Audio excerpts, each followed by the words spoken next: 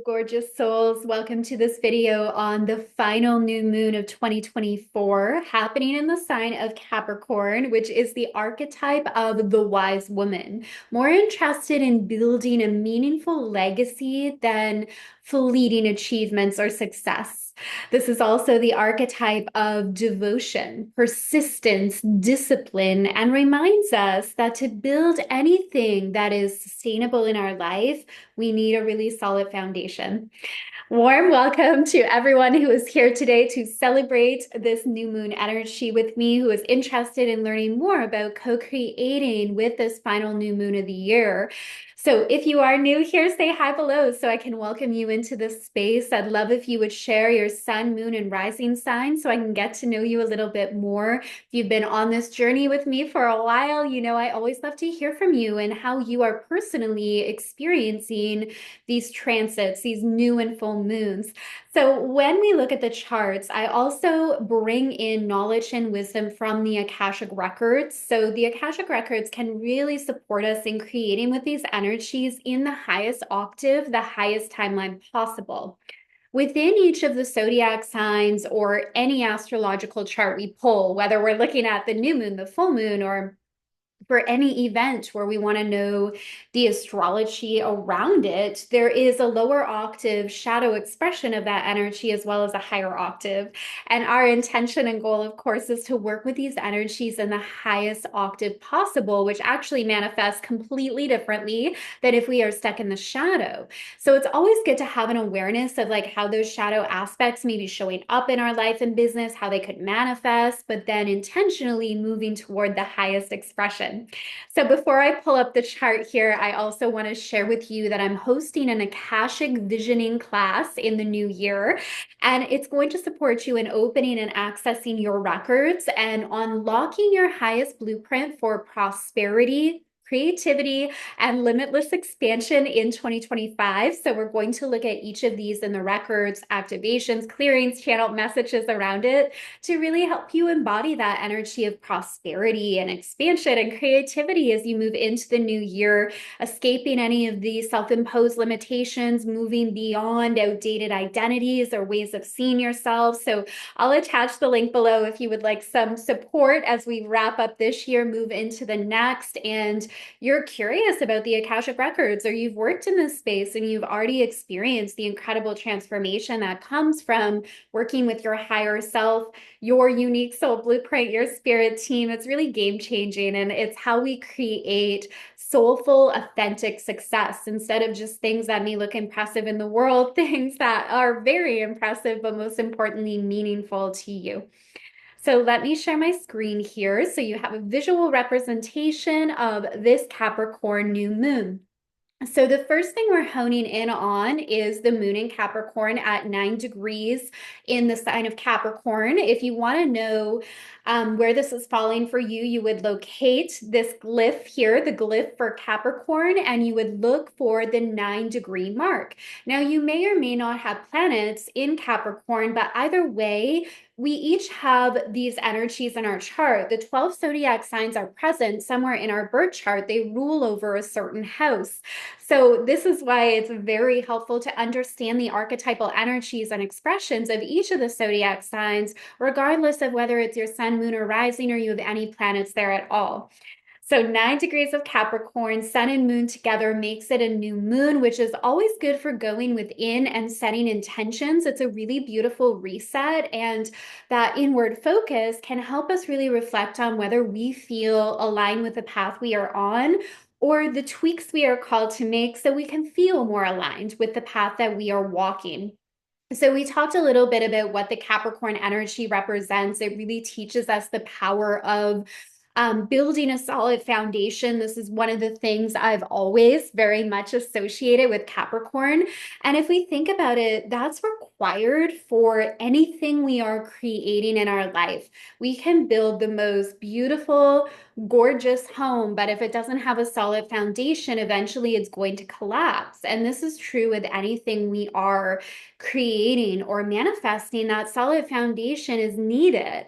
And Capricorn teaches us the value of that. And that is also why it's associated with sustainable success over just achieving something once in our life, but having no idea how we did it. So it's not really sustainable. We can't teach or share with others because we don't even really know how we did it. Or, we may achieve a certain money milestone in our business, but if we don't really have the foundation to keep it going, it's not going to be sustainable. This can be true with our health. Maybe we've achieved something with our health, increasing our energy levels, but if we don't know the ingredients or how we actually did that, it's not going to be sustainable. So really looking at that, because sometimes that also means slowing down, which is present within the Capricorn energy as well. It's not about rushing, it's about slowing down and being aware about what we are creating in our life.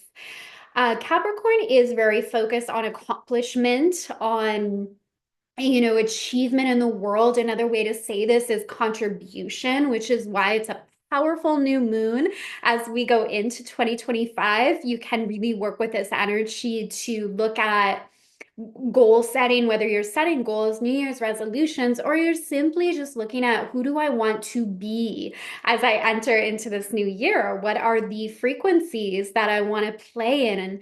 And everything we create essentially comes from who we are being, less about what we are doing, more about who we are being. The doing will follow the being.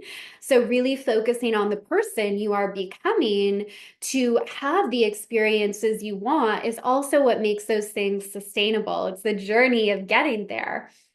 In the shadow expression of this Capricorn energy, there can be a disconnect from emotions. So, Capricorn is the opposite sign of Cancer. So, they're on the same axes, but they're opposite.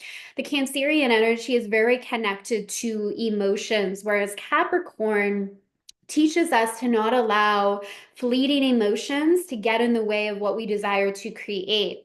So, an example I often give around this is we may have an intention for the new year to go to the gym more often, improve our fitness so we feel more energized, we feel better in our bodies. So you may wake up one morning, Tuesday morning, and you don't feel in that moment like going to the gym, but going to the gym is something you're going to be proud to have done and that it's aligned with your goals. So Capricorn's very good at putting those fleeting emotions aside and doing what needs to be done to get to where we want to be. Now, the shadow of that would be the extreme of that, where it's so disconnected from emotions, because emotions can also be messengers. We want to be aware of what our emotions are communicating to us without allowing them to rule our life. The other shadow expressions to be aware of with this Capricorn energy is where we are so focused on achievement and advancement at all costs that we lose sight of why we even want what we want. And it's easy to get caught in that spiral. I'll often have clients come to me in their business that have built a very successful business in terms of the following that they have and the money that they're making. And they thought it was what they wanted, but then they feel this sense of like, something's missing here. This isn't quite right. Like something's off. And that's where astrology and the records can really help you come back to like, okay, well, what is your blueprint? What does success look like for you? What are the gifts you are here to share? And where have you maybe forgot about what really matters on the way to the goal? So that can be the shadow expression of this that we can all look at. Where have we become hyper focused on achieving something and we forgot what we really value in the process? Like maybe time to ourselves, maybe family and friends. Like, where have we forgot what really matters because we're so focused on a certain achievement? So, this new moon is a time to really reflect on that. And the Capricorn archetype itself has gone through a transformation over the past 16 years where we've had Pluto transiting through this zodiac sign. So, this is the first new full moon in over 16 years that hasn't had Pluto in the sign of Capricorn. We just have the sun and the moon here. So this is really like the purity of the Capricorn energy as well. And, with this shift recently of Pluto moving out of Capricorn, it's a good time to reflect on how you have personally been transforming over these past 16 years when it comes to how you define success in your life.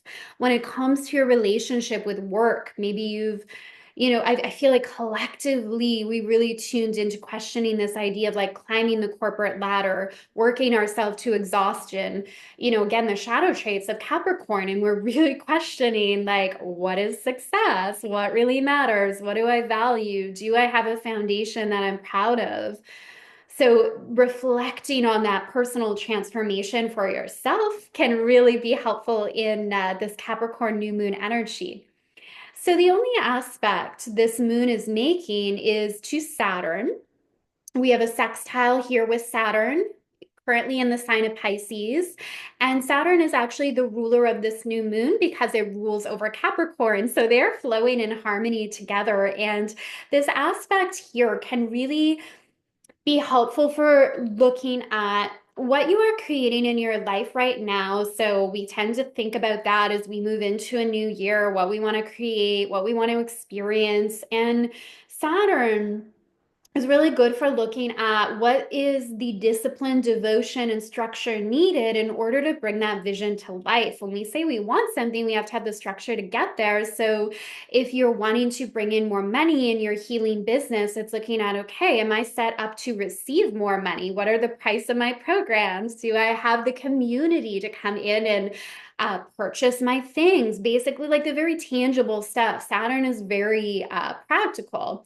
We're looking at making changes in our physical body. Well, do we have a gym membership or do we have a routine we're going to do at home? Like it's the very, practical thing of, okay, you say you want this. So do you have the resources necessary to get there? And we are so well resourced. It's not about the resources never being present. It's about us taking time to look at what's needed to get to where we want to go and really building that powerful team to support us. If the focus is more on cultivating your intuition or spiritual growth, are you working with like the mentors and the teachers? Do you have access to the programs that can help you with that? We're never meant to do it alone. So that is something to really look at with this new moon energy. And as Saturn has made its way through Pisces, it's at the middle degree, right at 14 degrees right now of Pisces, we've really been looking at the coming together of the physical and the spiritual, which we both embody while we're here on the earth plane. We're always connected to Creator, and yet we're here in this human body. And Saturn in Pisces speaks to both, and how we take our spiritual practices with us as we move throughout our life. It's not just the hour we spend in a yoga class or the 20 minutes meditating in the morning. It's the day-to-day moments that really shape our reality, our experience. And this is about infusing each of those moments with a higher consciousness, with presence. It's not about being perfect in that. As humans, we're not going to be perfect in it. But it's about the intention of being present and bringing that spirituality into like our moment by moment experiences. So Saturn being the ruler, we want to look at some of the aspects it's making here. And it has two very defined aspects. It is squaring Mercury and it is squaring Jupiter. In astrology, squares are points of tension and frustration that spark incredible expansion and growth. So Saturn squaring Mercury here. Mercury has now been moving direct in Sagittarius, but it's still in its shadow phase. So the post-shadow retrograde phase is a time where we can have more clarity on the decisions we are making. We are now seeing it through a new lens because Mercury has already covered this territory, which is why it's shadow. Once it's out of shadow, it means it's in new territory again. So decisions can come up that maybe you've been putting off for the last month, or you just haven't made a decision on it yet. You may find it resurfacing, and now you have clarity around what you want to do, where you want to go. This is why some people will say, like, don't make big decisions or sign any contracts, or, we have all these things around the Mercury retrograde. It's simply because you may change your mind afterwards. Not always, though. I mean, there's lots of things I've done through Mercury retrograde that are finalized and done. So how I see it instead is we simply have access to like a little more information afterwards while it's in that shadow phase. We can have deeper clarity, or we may change our mind about some of those decisions, but all of that is okay. So that's really in effect here. At the time of the new moon, we have Mercury opposing Jupiter, which can also be really good good for like expanding into new possibilities, new ideas coming in, new information coming in that helps you make a decision that maybe you were uncertain about. Jupiter squaring Saturn here. The message I'm receiving around this, and this coming in mainly from the records, but just feel it's, definitely connected to this astrological transit as well. Maybe some of you are feeling frustrated in your life about a goal you've been working toward or something you want to achieve and create. And you're like, you wish it was here already. You're like, I really want this to be manifested. I really want this to be here. And this aspect is like, slow down and take a deep breath, because the person you are becoming in the process is going to allow you to hold what you desire. We don't want to manifest things and then not know how to recreate it, or have it be a nightmare. Like, it's actually not what we wanted at all. So if you're in a space in your life where you're feeling maybe frustrated that you didn't hit a goal that you had in your business or any other area in your life, a relationship, a travel plan, whatever it is, this is actually suggesting that you are right on time, you are right on track, and you are becoming the person you are called to be able to fully hold the experience and manifestation that you desire and to actually enjoy it. It's all about who we become in the process. We want the knowledge, the emotional intelligence, the skill set to hold what we have and not be overwhelmed by it. I'm all for stepping out of our comfort zone. I do that every day. Getting comfortable with being uncomfortable is an incredible tool that will support us in life. And yet we don't want to like fly into the unknown without any support, because that's trauma. That's not sustainable. So we got to also like know our limits. Saturn is about those limits. So trust what you're wanting is right on time. And I would look at, because more than like what I mean by that is more than the linear time, which doesn't really exist in the galaxies or beyond this earth plane. It's about frequency and energy, not linear time. That's a construct of the 3D realm. It's an energetic journey about becoming the person that is a match to what you desire. So it's not like, well, when am I going to be ready? When is the timeline for it? The timeline is the energetic journey. The timeline is the time it takes for you to be the person that's a match to what you desire. One final aspect I want to look at in this chart is not directly related to the new moon, yet it is occurring at the time of the new moon. So what I mean by that is the new moon, 9 degrees of Capricorn, isn't directly aspecting these planets. But when we look at the new moon chart, this aspect is at play. So we have Pluto opposing Mars. This is big here. This will happen again later in 2025 due to the Mars retrograde, and this is high energy. So Mars is traditionally referred to as the god of war.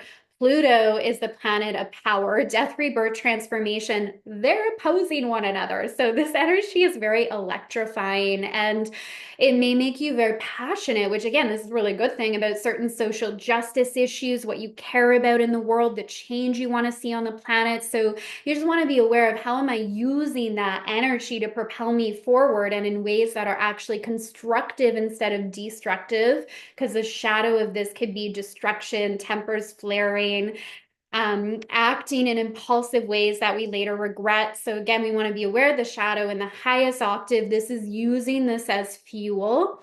Mars retrograde, at the same time, so even though this is heightened energy, Mars retrograde for some of you could also feel like physically your energy feels lower at this time, and it's looking at, okay, well, what am I invited to do to replenish myself, or just simply let yourself rest a little bit more. I think we'll really feel that next year when Mars retrogrades even further into the sign of Cancer, really looking at how we're nurturing ourselves. But this energy here is very dynamic. Again, we'll see it, I believe it's in April. We'll see this aspect again when Mercury's direct, so it'll be experienced differently at that time. But this is a good opportunity to look at where you are being called to change and transform and evolve, mix up your routine, do something different. If you're not getting the results you want in very practical ways, it's looking at, well, I need to make a new decision. I need to do something different. I can't be doing the same thing and expecting to get new results. So this is also a call to change, to transform, to look at Mars retrograde in Leo, where you may be dimming your light, not being your authentic self, not taking up space, not shining in your truth, and just really owning your personal power and what you have to offer this planet, because you have so much to offer. All right, that's a wrap. That's our final new moon of the year happening in the sign of Capricorn. So, a reminder that I'm hosting the Akashic Visioning session for 2025, helping you plan out a year that is rooted in soulful success. Your most abundant year will work with prosperity, creativity, and limitless expansion. So, really being embodied in your higher self, no longer being ruled by outdated programs, other people's projections, or simply old identities that aren't a match to who you are today or what you want to create.